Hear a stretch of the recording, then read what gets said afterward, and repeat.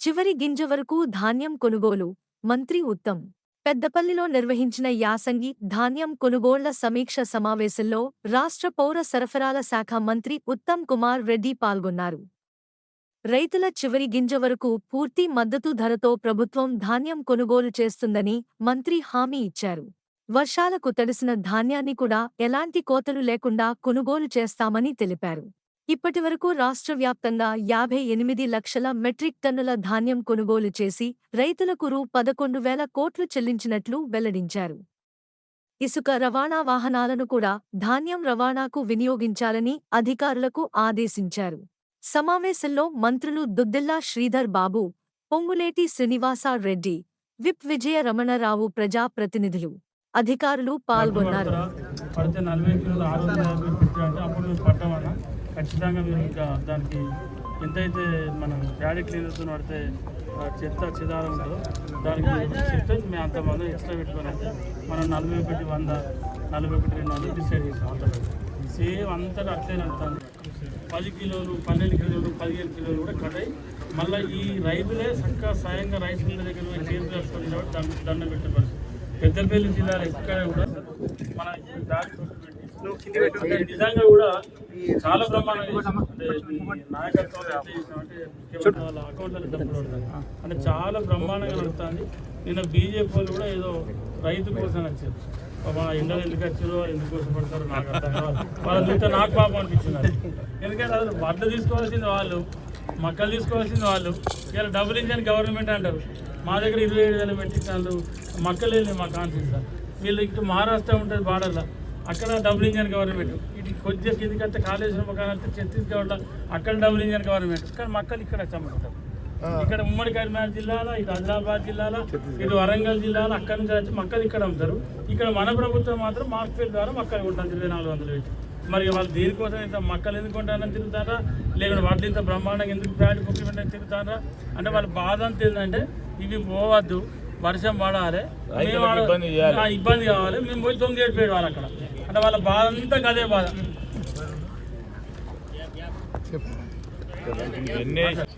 మరి పౌర సరఫరాలుగా ఉంటుందని మరొకసారి చెబుతూ ప్రత్యేకంగా గమనించాల్సింది ప్రతిపక్షాలు ఏమి చేయాలో అర్థం కాక ఆ ఘోషని ఆ రకంగా వాళ్ళలో ఉన్న విషయాన్ని కమ్ముతూ బయట చిమ్ముతూ మీ దగ్గరికి రావడం జరుగుతుంది. ఉప్పుగట్టే రైతుల మాటలు విని నాకు ఎంతో సంతోషం, సంతృప్తి కలిగింది. అదేవిధంగా ఈరోజు పెద్దపల్లి నియోజకవర్గంలో వరి కొనుగోలు కేంద్రానికి రావడం కూడా నాకు ఎంతో సంతోషం అనిపించింది. పెద్దపల్లి నియోజకవర్గం కానీ, పెద్దపల్లి జిల్లా కానీ, పెద్దపల్లి పార్లమెంట్ నియోజకవర్గం కానీ ఎప్పుడు కూడా కాంగ్రెస్ పార్టీకి చాలా సమర్థవంతమైన నాయకత్వం ఉంది. మరి మీ అందరినీ కలవడం నాకు ఎంతో సంతోషం అని చెప్పి మనం చేస్తూ నిజంగా 2-3 విషయాల్లో మీరు చెప్పిన విషయాలు మీడియా మిత్రులకు నేను రిక్వెస్ట్ చేస్తున్నా, మీరే అది హైలైట్ చేయండి.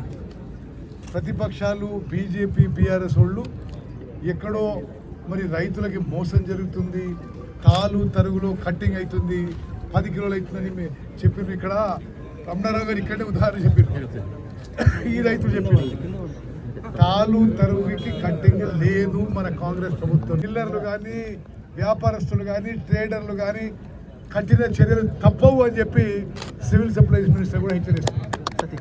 అదేవిధంగా ఈ ప్రొక్యూర్మెంట్, ఈ కొనుగోలు ప్రక్రియ జరుగుతుందో తెలంగాణ రాష్ట్ర వ్యాప్తంగా కూడా కొనుగోలు ప్రక్రియ మా కాంగ్రెస్ ప్రభుత్వం, ముఖ్యమంత్రి రేవంత్ రెడ్డి గారి నాయకత్వంలోని కాంగ్రెస్ ప్రభుత్వం చాలా సమర్థవంతంగా వచ్చిన తర్వాత 29 రాష్ట్రాల్లో ఎక్కువ వరి ధాన్యం పండింది. ఇప్పుడు రమణ అన్నట్టుగా ఈ 5 సార్లు తెలంగాణలో ఎక్కువ వరి సేకరించబడ్డది, ఎక్కువ ప్యాడీ ప్రొక్యూర్మెంట్ అయింది.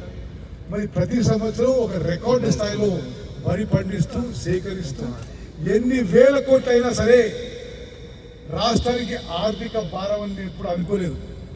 రైతుల పక్షపాత ప్రభుత్వం జరగాలి, చివరి గింజ వరకు కూడా కొనుగోలు చేస్తామని చెప్పి మరోసారి నేను మాటిస్తున్నా. అక్కడక్కడ అకాల వర్షాలు, కొన్ని చెరువులు పడ్డా తడిసిన ధాన్యాన్ని కూడా కొనుగోలు చేస్తాము అని చెప్పి ఎంఎస్పీ కొనుగోలు చేస్తామని చెప్పి మాటిస్తున్నాము. గతంలో అధికారంలో ఉన్న 10 ఏళ్ళు ఉన్న పార్టీ వాళ్ళు 10 ఏళ్లలో ఎన్నడూ కొనుగోలు చేయనంత ఇప్పుడు ప్యాడీ ప్రొడక్షన్ కానీ కొనుగోలు కానీ మా ప్రభుత్వం చేస్తుంది. ఉదాహరణకి ఈ యాసంగి పంటలోనే ఈ రోజుకే 11,000 కోట్ల రూపాయలు నేరుగా వరి రైతుల మరి బ్యాంక్ అకౌంట్లో వేయడం జరిగింది. మీరు లెక్క తినారే, ఈ యాసంగి పంటకి మేము 75 లక్షల మెట్రిక్ టన్నులు కొనుగోలు చేస్తే కేంద్రం మా నుంచి కేవలం 45-50 లక్షల మెట్రిక్ టన్నులు కొనుగోలు చేస్తామని చెప్తారు. అంటే సుమారు మేము అధికారులు వచ్చిన తర్వాత, తెలంగాణలో కాంగ్రెస్ ప్రభుత్వం వచ్చిన తర్వాత 16,479 కోట్ల రూపాయలు కేంద్రం ఇచ్చిన ఎంఎస్పీకి అదనంగా రాష్ట్ర ప్రభుత్వం ఆర్థిక భారం మోసి వరి రైతులకు మేలు చేయాలనే ఉద్దేశంతో ముందుకు పోతున్నాం. కలెక్టరేట్ లో మరోసారి ఒక బ్రీఫ్ గా 5-10 నిమిషాలు రివ్యూ చేసుకున్నాం. చాలా సంతోషం మీరు రావడం.